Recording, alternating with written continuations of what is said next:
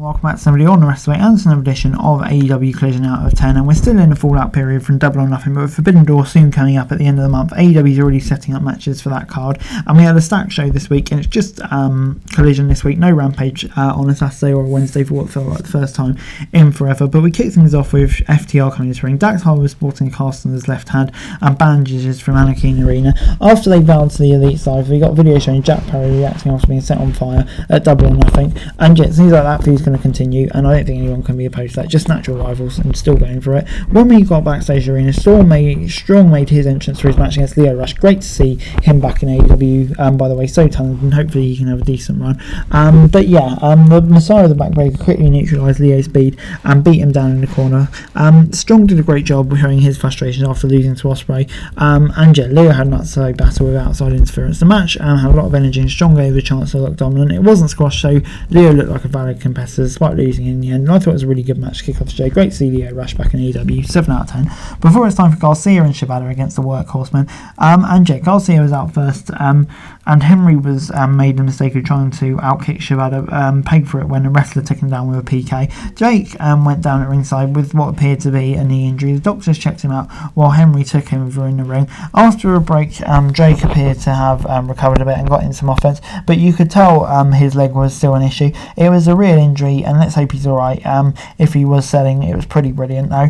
Despite a late match rally from the Workhorsemen, Garcia and Shibata got the win to cap off a solid match. Hopefully everyone was alright. Fairly stand down the middle match. We knew he was going to win. I'm going to give it 6 out of 10. Before it was time for Thunder Rosa to take on Reina Dorada, and Dorada was making her AEW debut in a match. He was looking to rebound obviously after losing to Diona. They shook hands and had a clean lock-up, and to get things going, Rosa grounded Dorada and used a few different holds to inflict punishment. When the newcomer tried to trade strikes, La Mera rocked her with a few hits before dropping over Tajana Bomb for a 2. She immediately locked in a submission for the win. It was short and uneventful, but everything they did, I would say, was executed pretty well. So yeah, on the whole, I'm going to give it a 6 out of 10. Good without being sensational, really. Before it's time for Brian Cage, Toriano and Bishop Khan were in action against basically a bunch of jobbers. And yeah, I'm going to give it a 6 out of 10. It was fun spots, made it quite beautiful, so it did the job. Johnny TV was then accompanied to ring by Taya for his match against Claudio, who didn't have anyone from the BCC with him. The match played out exactly how it needed to. The Swiss Superman used his power to throw Johnny around, while the High-Flyer used his agility to sell his opponent's offense and hit some moves of his own.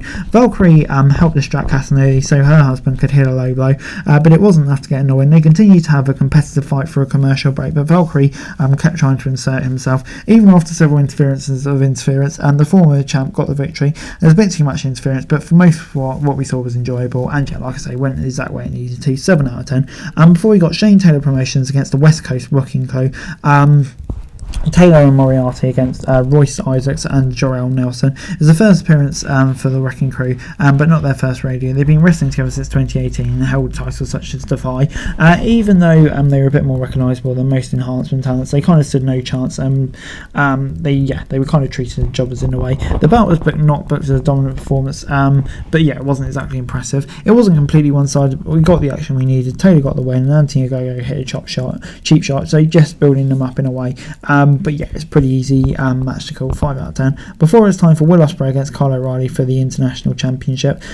This week's main event was kind of that match, is going to be going because both men are so well regarded for their in-ring ability. Ospreay and O'Reilly are both incredibly versatile, but focus on different things in their offense. KOR is very submission and strike heavy in his offense, while Ospreay uses his flying offense mixed with a variety of other techniques. They started slow and gradually increased pace and intensity until this became a hard-fought match on the card. This is one that you need to see for yourself, because just reading a recap of the action won't do it justice. If you know how talented these two are, then you know how much fun it was. These two men represent some of the best talent AEW has to offer, and it was a champ who emerged victorious. But yeah, I think wrestling kind of was the winner here, just with how good this match was. 7 out of 10. And overall, Collision gets 7 out of 10 for me. I thought, yeah, it's a pretty enjoyable episode of Collision this week. Lots of really fun matches on there, like the main event, like Claudio against Johnny TV.